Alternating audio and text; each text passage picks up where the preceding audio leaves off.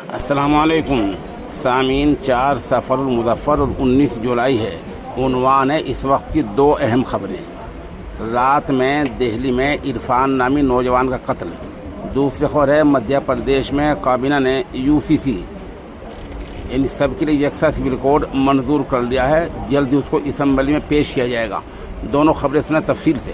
شمال مغربی دہلی کے جہانگیر پوری علاقے میں رات میں تقریباً 8 بجے کچھ لوگوں نے 20 سالہ نوجوان عرفان پر چاقو سے حملہ کر دیا۔ ایک سینئر پولیس افسر نے آج اتوار کے دن صحافیوں کو بتایا کہ اس شخص کو بچانے کی کوشش میں دہلی پولیس کے 2 ہیڈ کانسٹیبل بھی زخمی ہوئے ہیں۔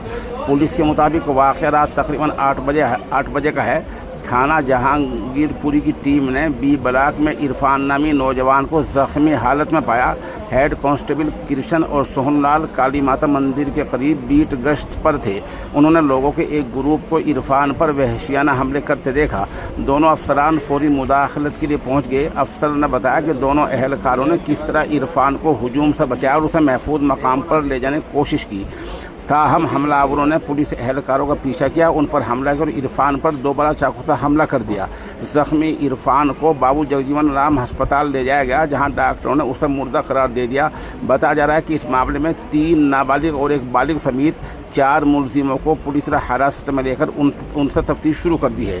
دوسری خبر مدھیہ پردیش کی ہے، جہاں کی کابینہ نے ان تمام وزیروں نے اتفاق رائے سے UCC بل کو منظوری دے دی ہے۔ وہ اسمبلی میں پیش کیا جائے گا اور اس کے بعد جو ہوگا وہ وہاں یونیفارم سول کوڈ لاگو ہو جائے گا۔